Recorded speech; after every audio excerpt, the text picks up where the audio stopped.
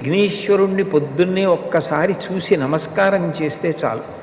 అది లోకంలో ఎక్కడా లేని విశేషం. ఒక్కసారి ఆయన ముఖం వంక చూసి నమస్కారం చేసి 16 నామములు ఉన్న శ్లోకం చెప్పి బయటికి వెడితే చాలు విజయం సిద్ధిస్తుంది అని.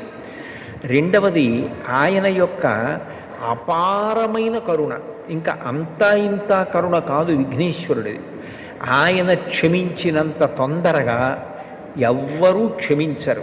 మీరు చూడండి, అందరికన్నా ఎక్కువగా మరిచిపోయే లక్షణం ఎవరికి ఉంటుంది అంటే పిల్లల యందు ఉంటుంది. మీరు పిల్లలు అనేటప్పటికీ ఒక విషయం జ్ఞాపకానికి తెచ్చుకోవచ్చు. పెద్దవాళ్ళు ఏదైనా తింటున్నారనుకోండి, ఎవరో పెద్దలు వచ్చారు ఇంటికి, ఇంట్లో భోజనమో ఫలహారమో చేస్తున్న పెద్ద ఆయన ఆ పళ్ళెం పట్టుకునో లేకపోతే చేతిలో ఏ ఉండ్రాయో కుడుమో పట్టుకుని తింటూ వీధిలోకి వెళ్ళి స్వాగతం పలకడం, ఆ పళ్ళెం లోపల పెట్టి తాను పెడతాడు.